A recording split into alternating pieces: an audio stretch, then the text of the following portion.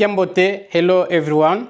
So today I'm going to teach you the verb to be in the simple present tense in Kikongo. So I'm still learning English because I want to share Kikongo with the world. That is my mission.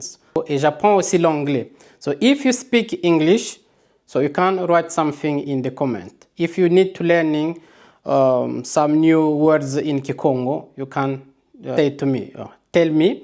I'm very happy to read vos commentaires. The verb to be, we say kukala in Kikongo.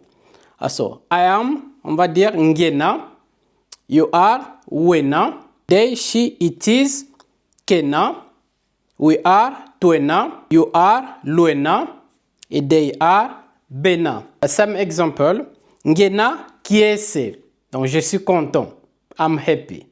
Ngena ma vimpi, je suis en bonne santé. We say in English, I'm feel good, n'est-ce pas? Ou bien I'm feeling good.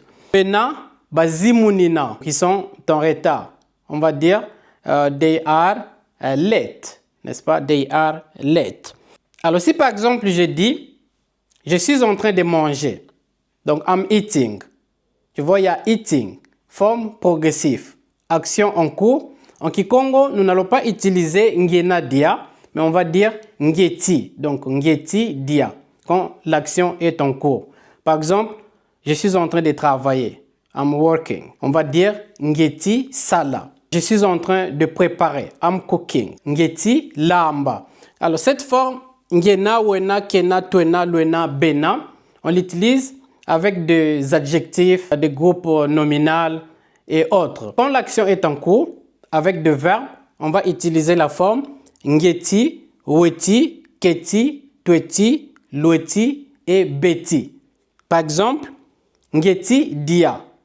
Donc, je suis en train de manger. Ngeti lamba. Donc, je suis en train de préparer. Ngeti sala. Je suis en train de travailler. If I say the baby is crying, comment on va le dire en Kikongo? How I can say this in Kikongo? So another example, how I can say I'm sick. Donc je suis malade in Kikongo.